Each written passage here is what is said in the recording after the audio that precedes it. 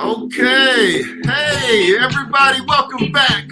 Welcome back. You're back here for Woke Wednesday.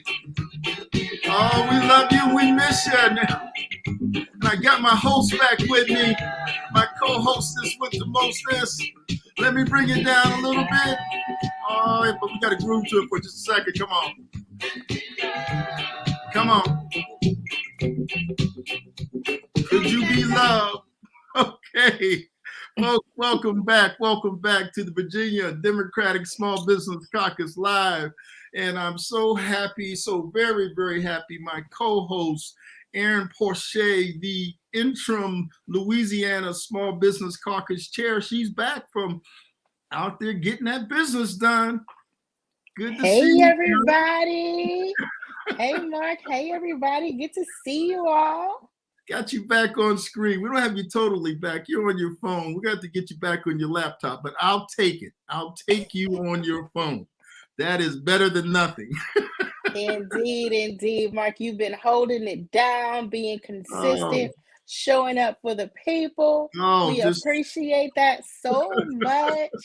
I mean, you've been bringing the best of the best to the show. Mark, look, we salute you. Oh, stop it. Stop it.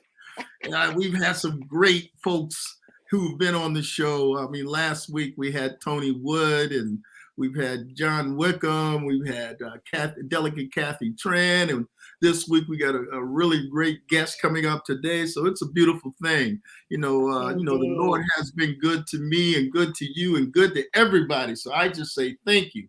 But folks, it is Woke Wednesday, and I just want to welcome all the small business owners back.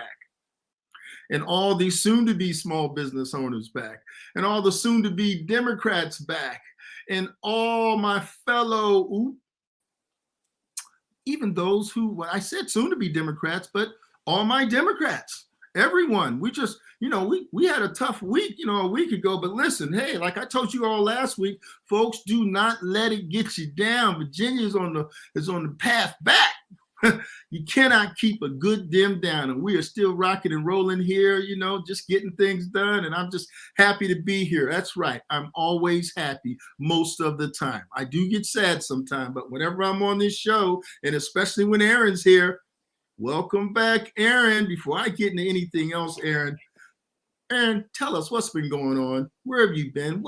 Just tell us whatever you want to tell us. I'm not even going to get into the other stuff until I hear you say a few words. Oh, man. Listen, Mark, I have been advocating for small businesses. I've been having speaking engagements. I've been in Orlando and just really bringing the word out, getting the word out about the opportunities to do business with the federal government. So it's been amazing. I've been networking and building new relationships and partnerships, and just equipping and empowering small businesses to do big business with the federal government. So I'm excited about, what I've been doing, the opportunities that I've been afforded, and also what's to come. I mean, we've got a great lineup that really contributes to the opportunities that are coming down the pipe for small businesses. So, I hadn't been on the show, but it's all, a part of the work that we're doing in the Democratic space for small businesses. So, yeah. That's a beautiful thing. I know when you're not out there doing what you need to do to keep your business up, you're taking care of that Democratic piece as well. And that's a beautiful thing. And we want you to keep on doing that, Aaron.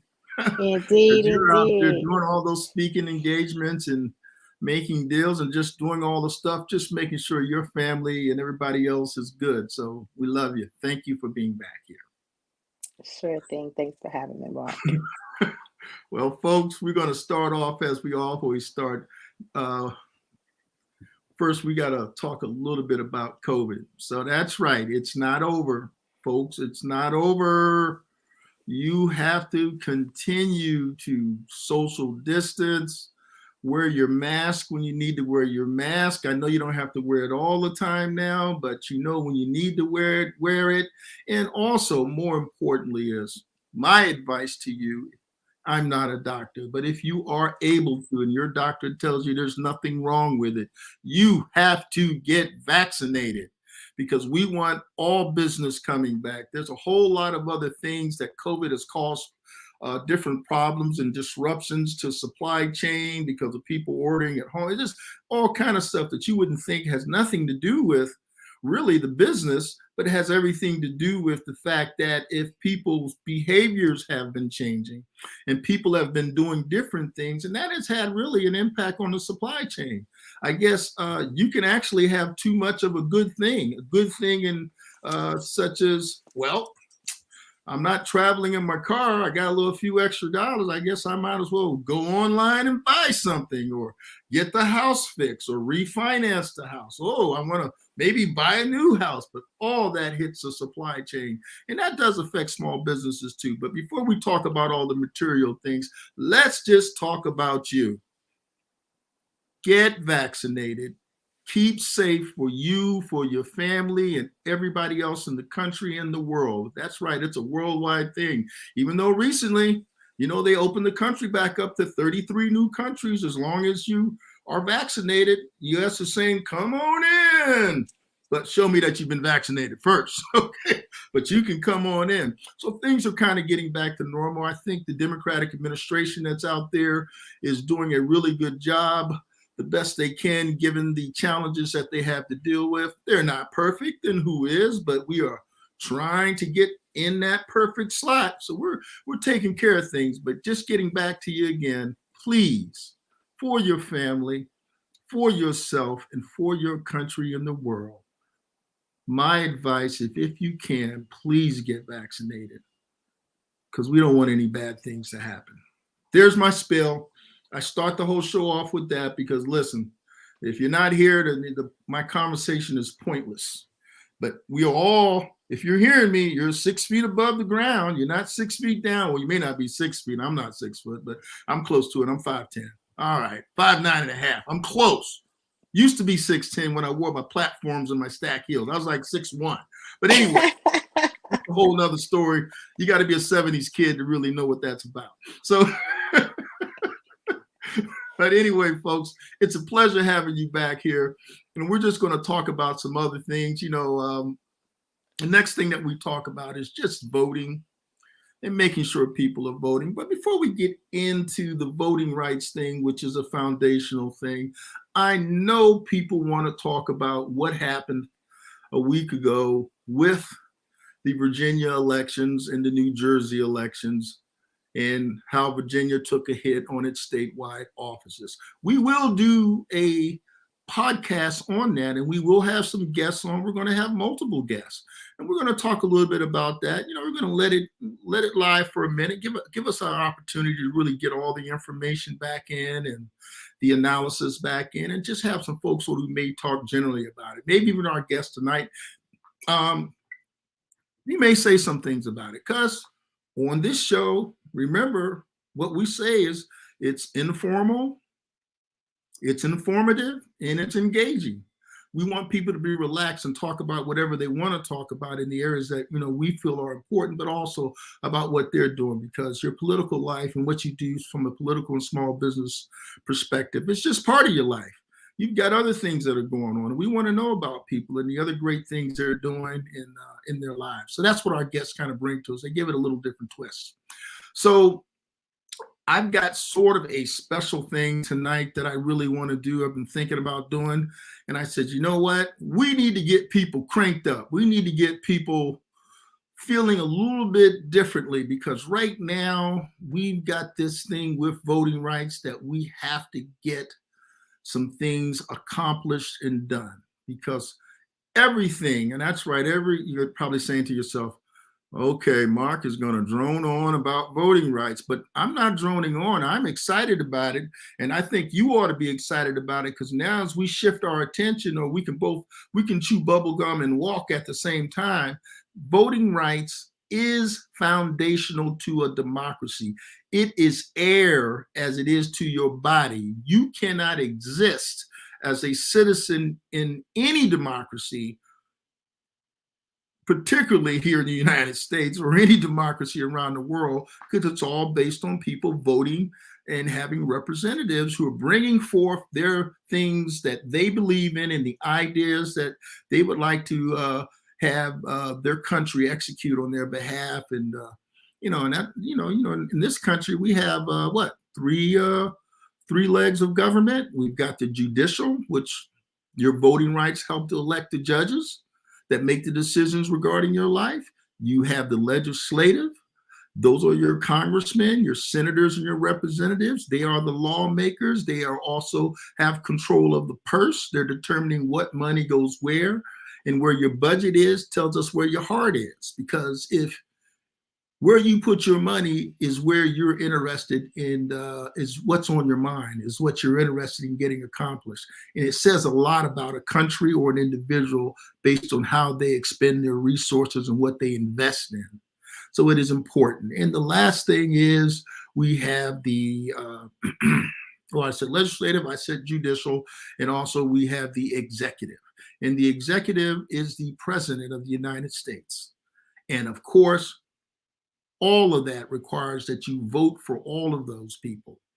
And whoever the president brings in as a result of you voting and bringing forth the ideas and the things that you believe in, that they try to execute on behalf of the country.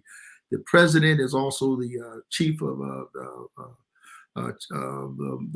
the head diplomat. He's also the head of the military, and he also is the ambassador for all Americans all over the country and speaks for them all over the world. All of it based on your vote. Legislative, judicial, Supreme Court appointees, your local judges that you put out there, and a lot of other judges in between the Supreme Court and your local judges. And then, of course, at last, we have the legislative, the lawmakers and the controllers of the purse deciding what are the laws we're going to pass and what we're going to invest in. All of that requires your vote. And if you do not have a vote, then you are unable to affect any of those things. And if you cannot affect any of those things, then, of course, you cannot participate as a full-fledged citizen. So, listen, we've got some work to do. There were some things that happened back in 2013 that caused us to be more than concerned about this. And first, I want to talk about the John Lewis Voting Rights Act. And I'm going to kind of bring you up to date to where we are. When we talk about the John Lewis Voting Rights Act, and I got my technical person, Aaron, can bring it up, or I'll bring that up so you folks can see it on screen.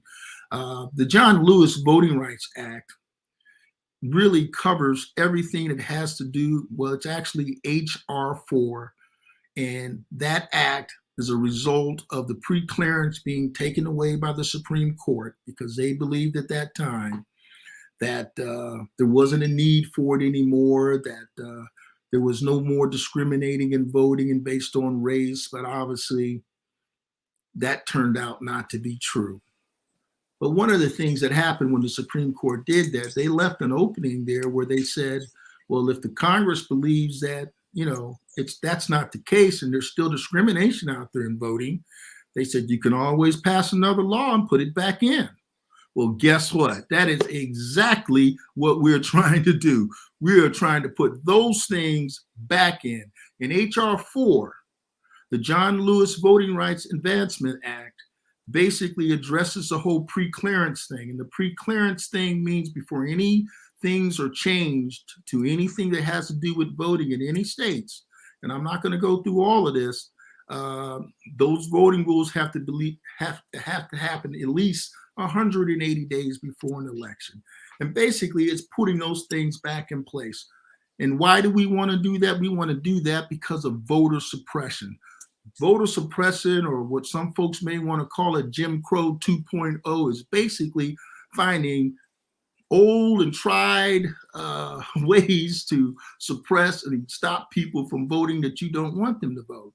And how they do it nowadays is, excuse me, what they do is they say, oh, you can't bring water to people who are waiting in line, or you can't bring them food, or no more going to the polls on a Sunday, or souls to the polls is what they call it. Or they'll say, you don't need a poll in your neighborhood. We're gonna put in a voting poll that's going to be 25 miles away from you, just making it very difficult. Or if they do have one near you, you're in there, they don't have enough voting machines and you're waiting in line for 6 and 7 hours to vote. And absentee voting, or either voting by mail. We don't need that, or we don't need drop-off boxes. All those sort of things that people would say that our competition is saying, well, those things aren't racist. Well, or those things aren't discriminatory against any particular group. Well, just because you don't come out and say that that is discriminatory towards a particular group, if it has the same effect, then guess what? If it quacks like a duck, you can be doggone sure it's probably a duck. So we're trying to get rid of all that and basically move the country forward back to where we were through all the hard work that was done in 1965. And you know what? I got a little special surprise for you today. We decided to put together a little video. Yes, I knew last week I said, wow, I couldn't play Tony Wood's video because this technology just wouldn't allow it. Turns out this technology does allow it. It does allow you to play a video. And I have to admit, I didn't have my co-host Aaron here to correct me and help me out with it. So we're going to do something to get folks fired up and ready to go. And what we call this video is activate and agitate. That is your call to action for voting rights. Because I'm always saying to you, along with Aaron, is guess what? You need, your call to action is to call your congressman and say, listen, I want voting rights legislation passed, period. I don't care how you get it done, just get it done. And so we've got a little something to get folks cranked up a little bit. Aaron, why don't you go ahead and let that...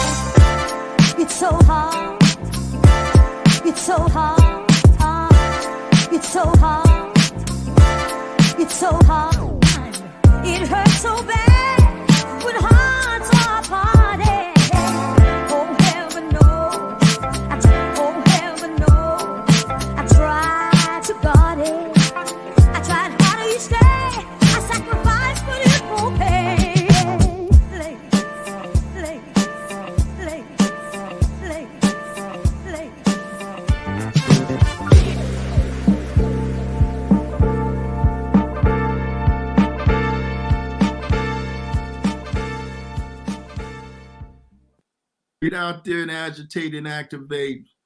We got to clap to that. We got to clap to that because we got the ancestors. We've got John Lewis out there getting it done, leading the way, still there in spirit, showing us what we need to do. We did it before. We're going to do it again. We're going to activate and agitate. Your call to action is to call your congressman, but everybody can get out there and do something. You can get out there. You can protest. You can be involved in protests. You can call your congressman. You can bake cookies. You can make calls. I mean, whatever it is that you want to do to support this, just make sure that that is our focus, because voting rights is foundational to a democracy.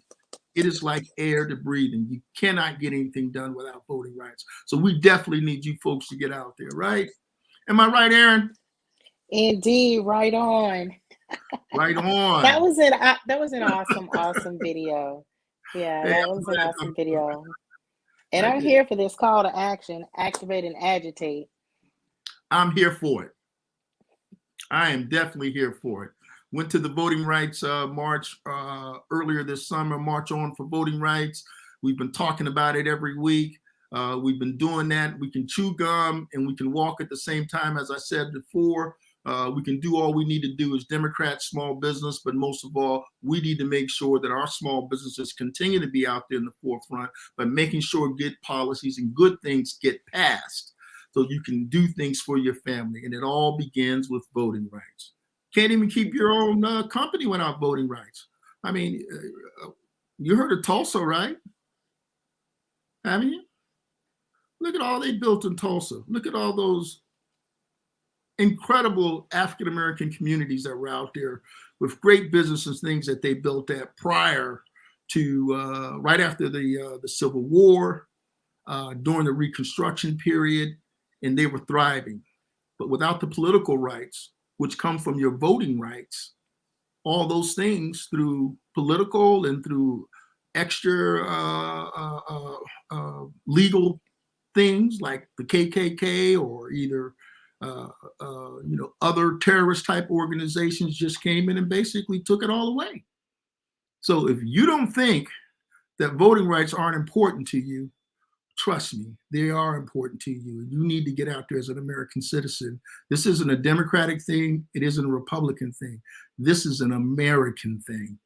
Get out there and support voting rights because they can take them away from you. And they've already started to do it. Get out there and do it. So listen, I'm going to go on to the next thing because we're sort of building up to where we are right now. But the other bill that got passed in the Congress, and you can bring that up too right now, Aaron. The next one, as we walk our way forward to where we are today, is H.R. 1. No, not that. Thank you, Aaron. H.R. 1 is the For the People Act. And the For the People Act basically built on top of the John Lewis Voting Rights Act.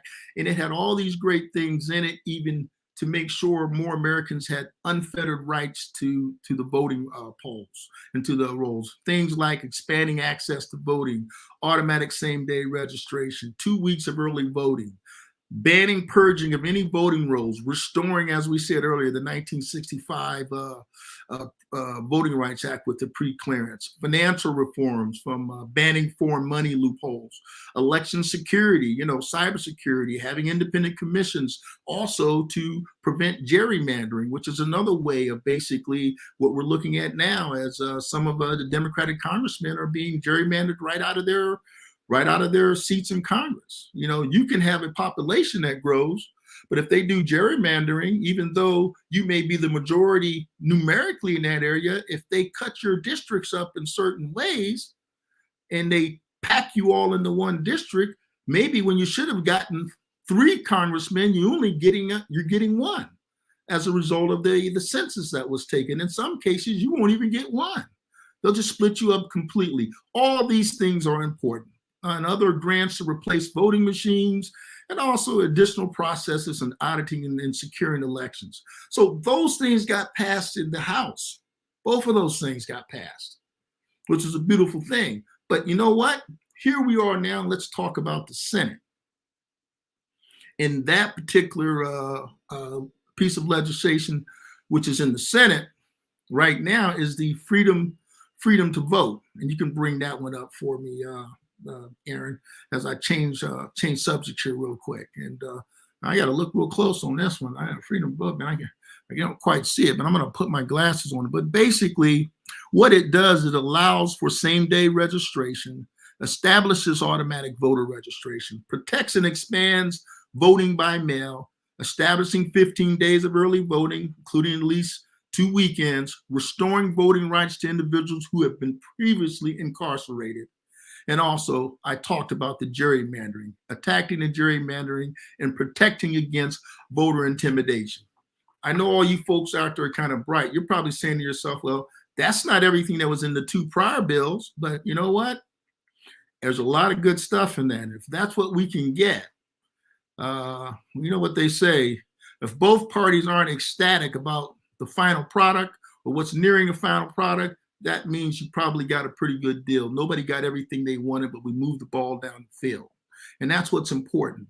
And that's called the Freedom to Vote Act. So our call to action is call your congressman, tell them that you want these voting rights legislation passed, and you need to also get out there and do on your own. You need to activate and agitate to get this done. We did it before. We showed you the video earlier, how John Lewis and the rest of all the people who you may not know and name, many people were injured and died just to have that unfettered access to voting. Voting rights is foundational to any democracy. So you're not going to hear me talk anything more about that until next week.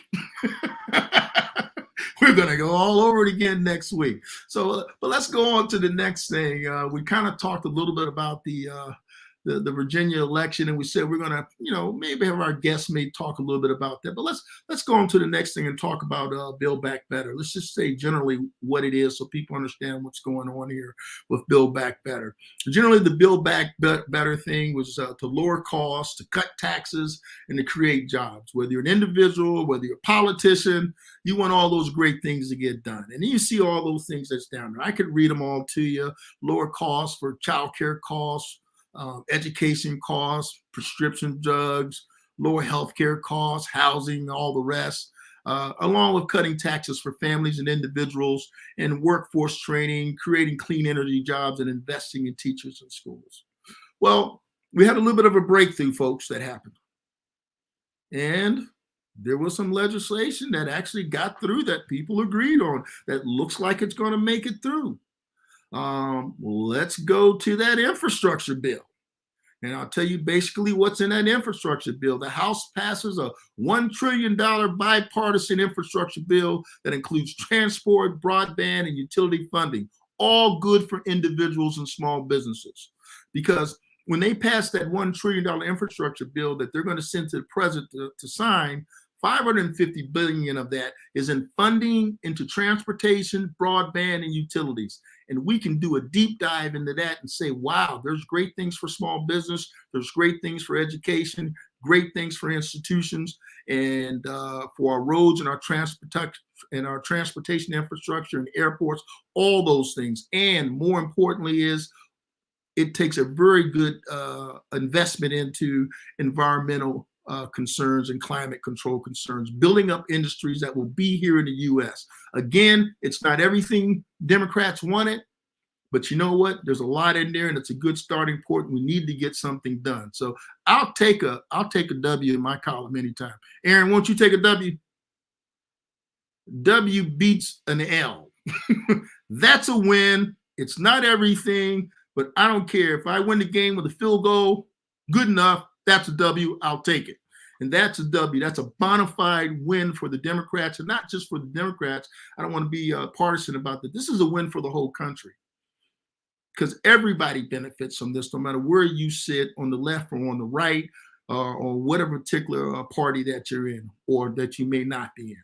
Let's move on to the next thing real quick because I'm burning time here. This is one of the fastest shows we have. We get done. Let's talk about what's going to come up for the human infrastructure, just so people have an idea of what human infrastructure is all about. So 1.75 trillion.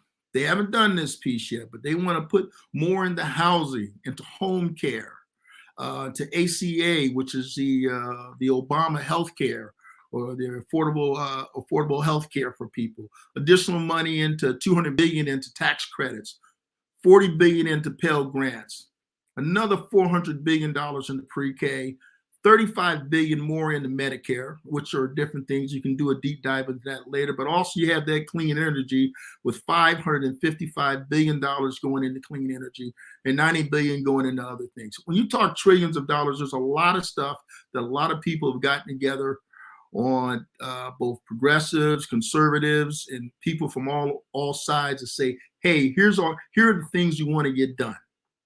And That's what they're still working on. We need to get that human piece done. So let's move on to the next thing. Well, I grabbed that off MSNBC. Thank you, MSNBC. Okay, the last thing I want to talk about before we introduce our guests is I like to talk about, are you smart on how you're spending your money? Is your money you're spending, how democratic is your money? There's a fantastic app out there that's called Goods Unite Us. You can put in any name of any company and a lot of individuals and celebrities too, and you can see whether or not they've been given money from the company or from their executives to Democrats or Republicans. And if you find out some of the places you may be spending your money, you may decide to spend your money differently, but it's worth the time that you look out there, check out that app. And guess what? More money comes from individuals who spend their money with companies that don't support the values and things that they believe in, rather than the money that comes from individual donors. It actually comes from you giving money to companies that are actually supporting politicians that don't support your values or the things you believe in. Check out the app. So that's all I'm going to say about it. You've got it. It's on here.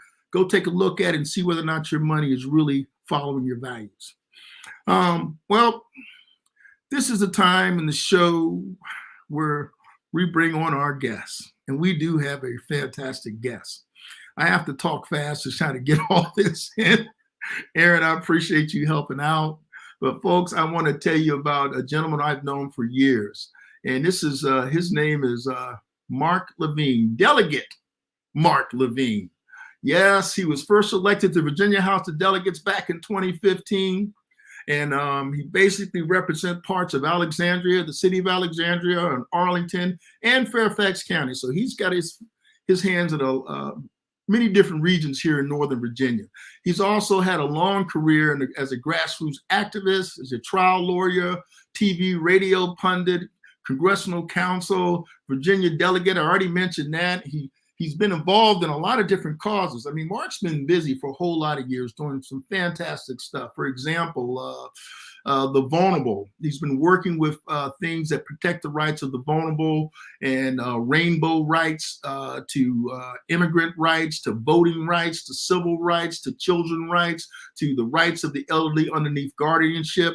He's really been in a lot of different areas looking out really just for a lot of folks who need to have people who are in the House of Delegates that are making sure legislation is out there that's going to protect them and protect their rights as Virginia residents.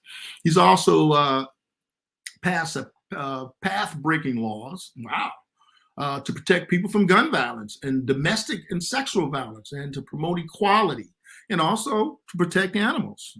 So those are all great things, great areas to do.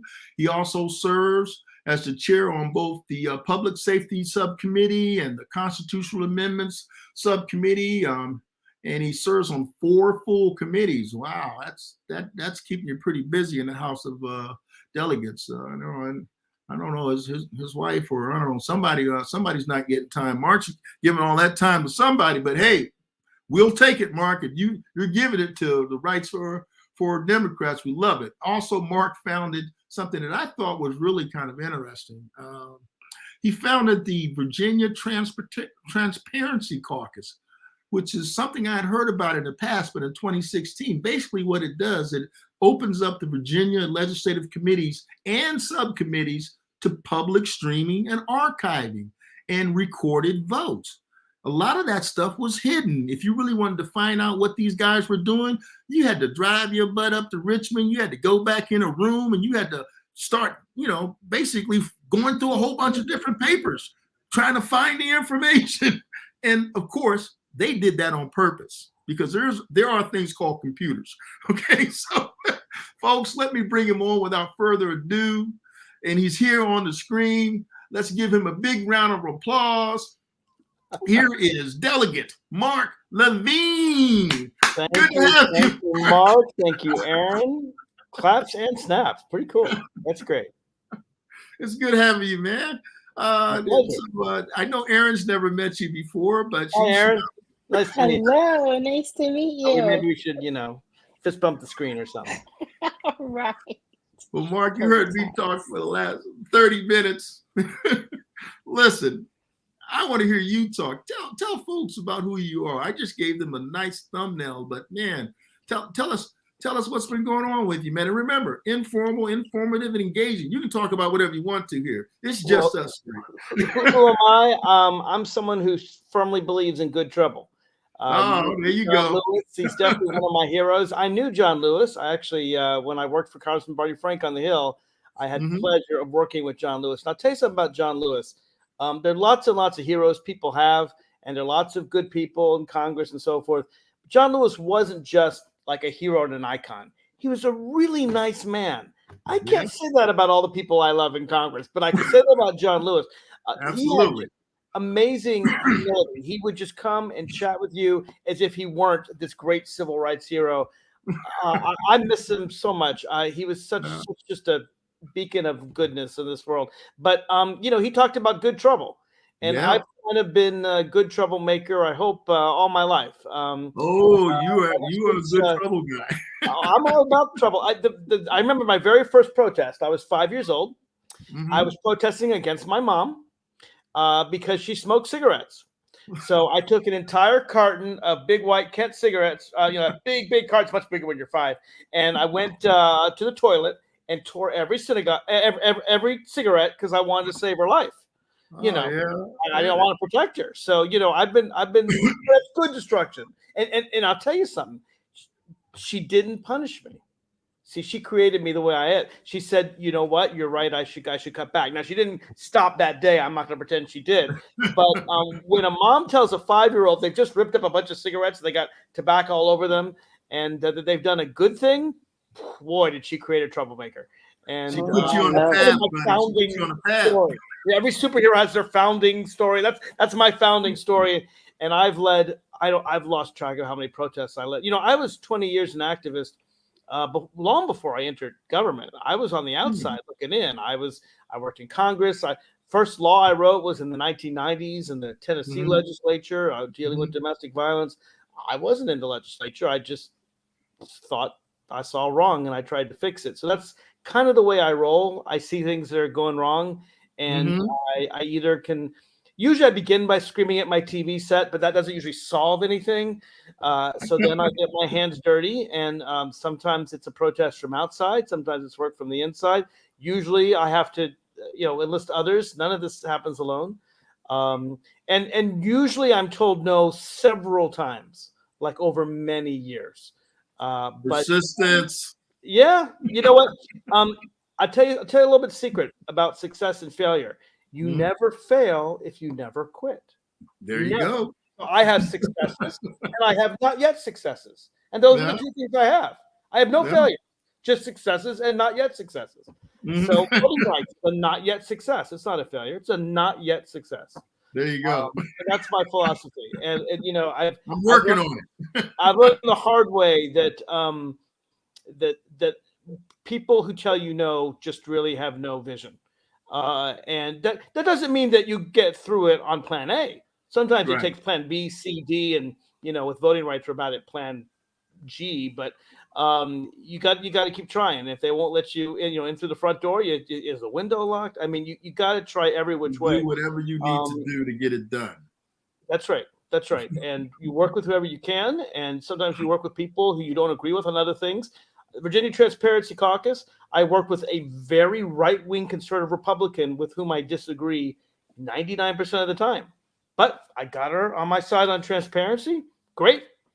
We'll roll with that, and I'll fight her on everything else.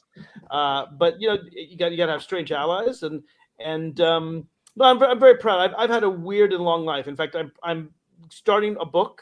Actually, maybe I'll break some news here on your podcast. I've only written 2 chapters so far. Okay. The first is the protest against my mother because it's my first protest. But I mean, I've done a lot of weird stuff in my life. I worked, as you said, in Congress for Congressman Barney Frank, where I worked with such people as John Lewis and Bobby Scott, for example, in Virginia. I all my time as a delegate. time fighting for gay rights, for rainbow rights. I Mhm. founded one of the earliest marriage equality organizations in the country at a time when even gay leaders told me that marriage equality was impossible. I started something called the Valentine's Day Civil Disobedience Protests, where a whole bunch of same-sex couples crowded in and tried to get married and were refused. But we did it on Valentine's Day to make There the you straight go. people feel guilty. And I that's like your creativity. I love the approach. Yeah. I've been doing work on domestic violence, sexual violence for 25 years. I think you know about the tragic death of my sister. It was horrible, and took us 10 years to get Sorry justice. to hear that. And I didn't give up on that. And since then, I've been a strong domestic violence advocate. I'll tell you something else that I got done. We now have in Virginia, we didn't have it when I started, 24/7 support for survivors of domestic violence and sexual violence. Now, that didn't exist when I ran for office. When I ran for office, the hotline didn't even work 24/7. Now, not only does the hotline work, but anyone who is assaulted at 2 a.m. on a Thursday can go and get immediate care, and not just hospital care, because we always had emergency rooms open. Right. But folks can get the kind of mental health care they need after that traumatic episode, and the forensic care where they collect the evidence. Exactly. So that listen, most of the people who commit sexual violence, domestic violence, this isn't their first time. This isn't even their fifth time. They do it again and again and again. And if we don't go after them, then they're just going to keep harming innocent people. So collecting the evidence is critical. And so I got 24/7 sexual assault nurse examiners. We now have them in 4 locations in Northern Virginia. I was trying to get them throughout Virginia, but that hasn't happened. But yet. Stay with it. But you got them funded, right? In the different areas in Virginia, right? We have it now in 4 places in Northern Virginia. In Northern Virginia, okay. No, I've been trying to get it through the rest of Virginia. It's one of the things I ran on in my lieutenant governor campaign that I didn't win. But it's many causes. What's that? I said, not everyone on the internet knows that you ran for lieutenant governor. I did run for lieutenant governor. And while I did not win the primary, I did win my home city of Alexandria. So I like to tell everyone I'm the lieutenant governor of Alexandria. That's the thing. I don't think that's a thing, but we can make it a thing if we want to. Maybe, I don't know. It's one of. I have so many things to talk about. Mark, where do you want me to go? Because I just talking about my history. I know there's lots of places you could go. But I know that we talked and we were at the volunteer thing for Congressman Don Breyer this past weekend. Everybody's, as I said earlier, want to have folks on so we could kind of, do a little digest and talk about what you want to talk about publicly and regarding the past election. But just if you're tired of talking about that, you want to talk about some of the things. Well, want to hear from Mark. A little bit. Give us your I have about 112 hours of content, so you're going to have to help me focus on what you want to talk about, because it's what you want to talk about.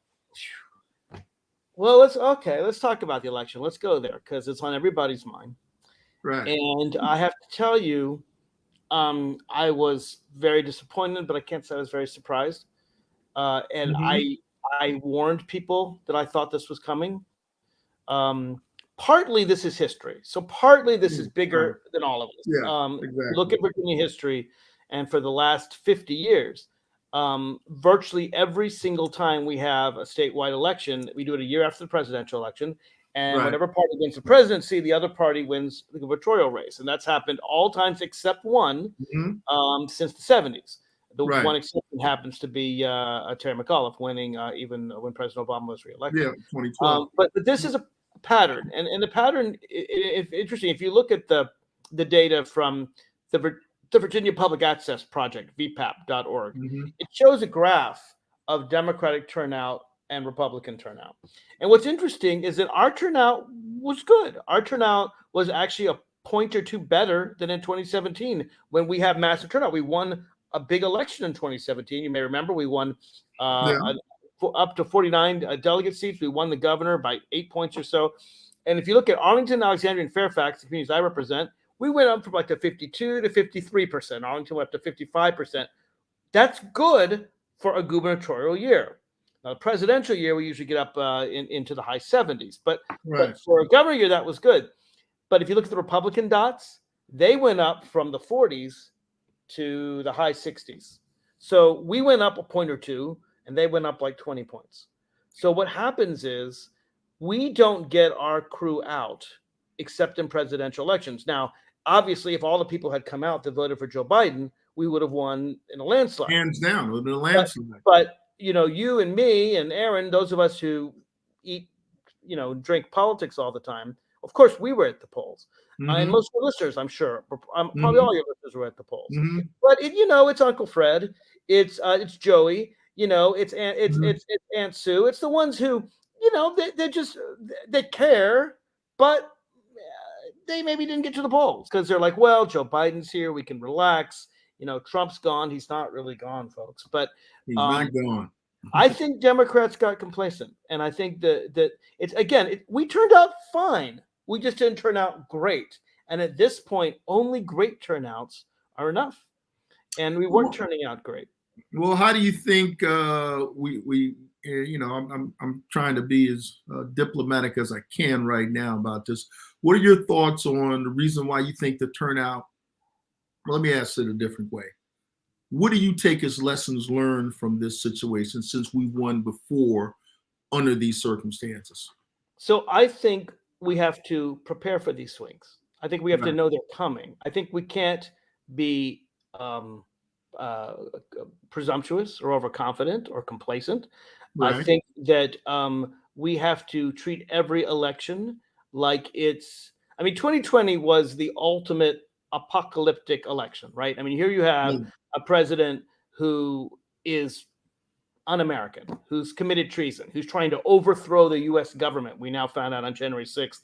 Not just the worst president in American history, but someone who's actively trying to overthrow our democracy. So that's like, you know, it's like installing Vladimir Putin or something in our government. Well, not everyone realizes that. You and I know that, Mark. And sometimes when I sound the alarm, people look at me like I have two heads. And I'm like, hey, just look at January 6th. But against Joe Biden, who, I mean, I love Uncle Joe. I've always loved Joe Biden. I think he's a very, very good man. But he's not a flamethrower. He's not. I think he's liberal and relatively progressive, but he's not the most progressive in our party. Let's be blunt. So someone that really maybe people didn't love as much as an Elizabeth Warren or Bernie Sanders, but no one really had a problem with Joe Biden. No one, you know. So against the worst president in American history. Well, in that case, you know, it's easy to sound the alarm and get everybody out. When it comes to the gubernatorial election, I think a lot of folks don't realize how much power state government has over their lives. I think most people would be surprised to know that the vast majority of things they care about are decided by state government, not federal government. Now, you did a lot of good work, Mark, going over some really important federal bills, and I'm not knocking any of them. Those are all really, really important bills. But most of those things we do in Virginia, not once in 10 years, but every year. Whether it's every year.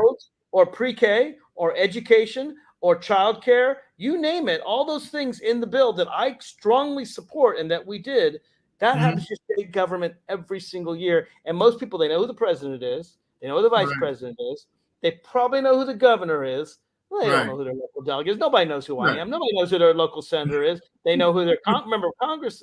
But we are the ones doing, I mean, you care about criminal law? That's Virginia law. You care about guns? That's Virginia law. You care about education? That's Virginia law. You care. So you know, about voting rights? Well, you care about voting rights. And I'll tell you something.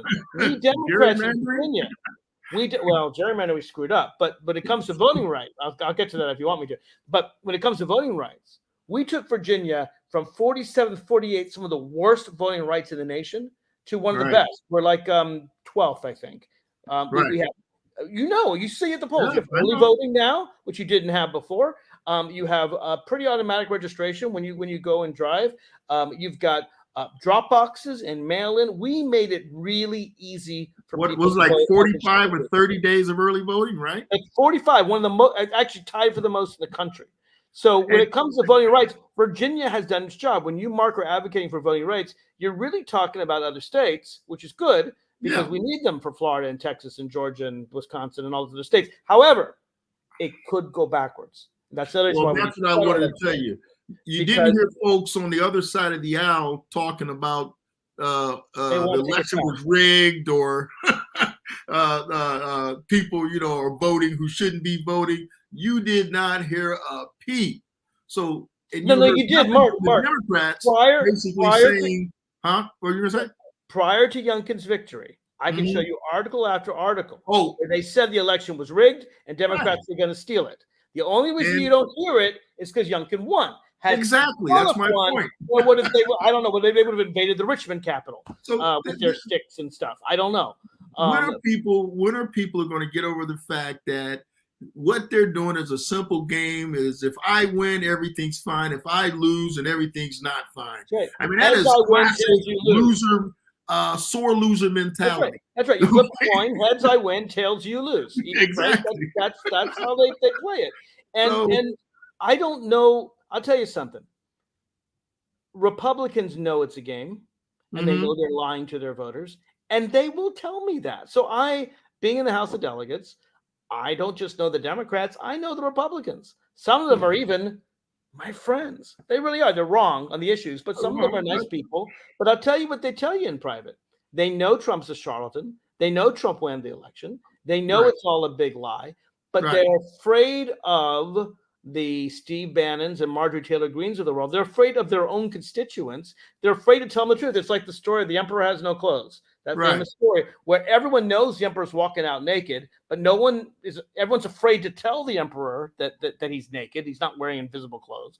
And so no one does until the little boy says, hey, the emperor has no clothes. We have never had, and I can go back, the only time I could think that compares is the McCarthy era. But this is worse than the McCarthy era. Let me ask you. Active lives. Let me ask you a question. Here's the other thing. It is American as apple pie, using racist tropes with this critical race theory and CRT. You would think, as much as we've had years of experience in dealing with this, could it have been dealt with better? Absolutely. And I'm not taking a poke at anybody, but if you were able to do it again, what would you say that the party ought to be doing? That is a great question. Americans who don't like that racist trope that they pull out every time. That's a great question. So I was asked this question in Lieutenant Governor debate, which virtually no one saw, but it's still online somewhere. You can find it in the Democratic primary. Lieutenant, we had one debate, and I was asked about critical race theory, and I said, we cannot have educated Virginians if we don't teach them the history of race in Virginia and in the United States. Slavery began in Virginia. I mean, let's just be blunt. Of all 50 states, we have the ignominious distinction of being the Commonwealth that brought Virginia, that brought race-based slavery to the United States. Virginia did that. And it's actually a history that every school child should know, frankly, Virginia or not. That's not exactly the question. I think what they got away with, they got away with saying, and I know we push back on it, that this is taught in K through 12, which it is. And it isn't taught, it's only taught in graduate school. But the point is the effect of it, the messaging, while they should be more direct at deflecting and attacking that sort of messaging. Democrats have not gotten good at that. So Mark, let me be blunt here. A little sharper and a little more on the attack and not on the defense regarding whenever that is brought up. Whenever Republicans brought up critical race theory, Democratic response were, just like you gave, we don't teach that. And we thought that would make the critics go away. But they're very suspicious. Republicans say it's being taught. Democrats say it isn't being taught. And you know what no one talks about? What the heck it is. So I have taken some conservative critics and I said to them, what is critical race theory? And they said, that's what you're teaching. I'm like, no. What do you think it is? Oh, well, and they give me all these books. I'm like, have you read those books? I had read those books. Tell me what you think it is. Do you think it's the teaching of slavery? Because if you don't think we need to teach kids about slavery, you never teach about the Civil War. No, it's not that. It's not that. What is it? And I pressed them. And here's what they told me. They said it's teaching kids, some 10-year-old white kid that she's the oppressor, he's the oppressor. And I said, well, that's not only not being taught in Virginia, that's not being taught anywhere. No one says Anyway. to a 10-year-old, you're an oppressor. You know, Exactly. you can learn about the history of oppression in America. In fact, you must learn about the history of oppression in America to be an intelligent American. But Right. no one's blaming the Civil War on a 10-year-old kid in school, right? Nobody's doing that. So when you explain to them, oh, okay, and they understand it, and that's why. But I'll tell you something: there are Mark and Aaron, there are Republicans that teach that critical race theory is not that, but it's actually talking about race at all. And an interesting poll showed that 43% of Republicans don't even want to teach about the history of racial oppression in the United States. They don't want teach United States history at all. That's exactly right. They want to whitewash it. They want to do just like what Stalin did in Russia. They want to only teach the good things America's done and not the bad things America's done, which is a way to have a real uneducated populace. Or it's a way to end up getting people like our former president, because as you have to be taught to be good citizens, you need to know. I talked earlier about the three legs of government and just knowing the basics about it and how things are important. Democrats are really good at getting down in the weeds, but we need simple things where we can, like I said before, deflect an attack or either go on the attack first. Don't allow people to capture the narrative and paint the narrative. And I'm not just saying this about this last election. I agree, but let me just give you an example. This happens to the Democrats a lot across the country. It does. So here's how I'd respond on critical race theory. Don't say we don't teach it, because that doesn't deflect anything. Yeah, that doesn't deflect what you say is, I think we need to talk about the history of slavery in America, because otherwise you can't understand the Civil War and Jim Crow and redlining and lynching. You can't understand the history of America unless you understand the past. Don't you agree? And then the person has to either refuse to teach American history or agree, but you change it on your terms. You define on your terms. You don't let them define it. You don't let them define it. And critical race theory really addresses how systemic racism happens in other parts of what we see in present day. That's exactly right. That's when exactly right. About incarceration, redlining, without knowing about redlining. Exactly. Equity and wealth. You can understand voting rights in John Lewis without understanding Jim Crow laws. That's all systemic. Exactly. Of course it is. Yeah. And you know what? Most people will recognize it's systemic when you bring it to their attention. Yeah. When you say, really? Because I think whites and blacks do live in different areas. Don't you? Really? Because I think you'll find that white wealth is much higher than black wealth. Did you not know that? And you just, you can look at the present day and you can draw a straight line from one path to the other. You can look at, places like Levittown that didn't let blacks in, or Donald Trump's father, who didn't let blacks in to his apartment. His father made a ton of money building Levittown, and as a veteran, and those same African-American veterans did not have access to the same. That's exactly right. People don't know this history. And they don't know what they don't know. And the fact that they don't want to teach it, and I'll tell you why they don't want to teach it. And we're probably getting close out of time. We're just getting to a really good discussion. We got a few more minutes. We got a few more. All right, good. I'm going to be blunt, because I'm a blunt guy. A lot of white people don't like to talk about race. It makes them really uncomfortable. And they don't like talking about it with black people. They don't even like talking about it with other white people. They're like, you start to mention race, and they're like, woke, run. The answer is, it's crazy. It's crazy. You've got nothing to feel guilty about, and that 10-year-old I gave you has nothing to feel guilty about. If you have nothing to feel guilty about, you shouldn't mind talking about it, right? Just talk about it. It's a fact of American life. So let's talk about it. Any relationship that does not have communication cannot last. You have to be able to talk to people. That's and people have to be able to talk with their guards down, accept things as they are, and look for ways to move ahead. You can't change the past. You're sitting there in the present, but your present can affect your future if you're willing to listen. And I'll give you a message for liberals. Let me give you a message for liberals. When your Republican friend... But there's certain stuff you can't negotiate on. Okay? No. When they say something that's not quite appropriate, when they say something that makes you go, yeah, right? Yeah. Mm-hmm. There's two ways to respond. You can respond with anger. Right. That doesn't help. Or you can respond with kindness. You can say, you know what, you just said this. Let me tell you how that sounds to someone who's suffered this history. I want you to think about if you had suffered this history and someone said this to you. Maybe you shouldn't put it quite like that. Maybe if you put it this way, you're going to make a lot more friends and make your point. Just a little kindness rather than you're a dumb, pejoratives deleted. And they may be ignorant of basic racial history. So it's our job to teach them. It's our job to teach them. Not yell at them. Exactly. I mean that.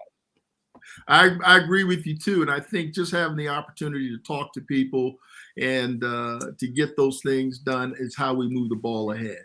But at the same time, if we organize and we elect Democrats and we elect people who are of like-mindedness, that's the other way to move it ahead. But we're getting to you can't convince all of them. I mean, you can only convince a few of them at the margins. No, we got to win more elections. Can't get everybody, but we can get enough. We got to win more elections, and we got to turn out, and we got to vote every single election like our life depends on it, because it usually every single election every year. But Mark, before we go, there's two things I always ask people at the end of the show. Okay. One, what's your personal pet project that you really have an interest, something that you really want to see get done, or things that you've been working on? And then I need you to give your social media handle so people know how to reach you. I have 100 pet projects, Mark. I know. I'm working on guardianship reform. I'm working on better gun laws. I'm always working on voting rights. I'm working on stopping gerrymandering. I'm working on my book. I've got 100 things. I got 100 irons on the fire. I'm working on judicial reform. It's hard to pick just one. But my Twitter handle is Delegate Mark, @Delegate Mark, DELEGATEMARK. I saw that out there. I said, man, he's got Delegate Mark. No more Marks can use that. That's right. That's right. Delegate Mark. That's exactly right. So feel free to tweet at me or contact me, or people keep throwing things my way too. I keep trying to only do 50 things, but people keep, no, Mark, injustice over here. And then, I try to put out that fire too, because there's too much injustice in this world. Here's my last special thing. Because now the focus is on voting rights as I see it while we chew gum and walk. The last thing you want to tell people about voting rights is what? And then we're going to go off air. Go ahead and give it to them. I would say that voting rights is a bit of a catch-22, because you have to vote in order to get people in place to support voting rights. And the more Democrats you have, the more likely it is to get it. But we're not there yet, folks. And we can slide backwards, and we have. Don't think that history only progresses upward. A lot of times it slides back. So if you want to get voting rights, you got to get out and vote. And I know that sounds like a catch-22, but I mean it. And that means not just you listening to Mark Kennedy every week, because all of you vote anyway. I mean your friends, the non-political types, you know them. They got busy families and jobs. That's all cool. Drive them to the polls. Have you voted? All right, let's get out there. You got 45 days early voting. Call them in October. Yeah, have you voted yet? Have you voted yet? Be a little annoying, all right? And I'll tell you what, I'm going to be outside your door. I'm going to be outside your door at 2 p.m., right? On this day when I know you're free, get in the car with me. We're going to go vote. We're going to activate and agitate. So here we are, folks. We've had Delegate Mark Levine, and he's been here laying it down. It's this guy's got more jobs, and keep doing what you're doing, Mark. We love you, man. Keep out and doing what you've been doing out there. Aaron, you got any final words for the delegate? We've got to bring Mark back. We've got to continue the conversation. It was phenomenal. Thanks, Mark. Mark, we're going to have you back on when we do the analysis. We'd love to have you on. And Aaron, you got it.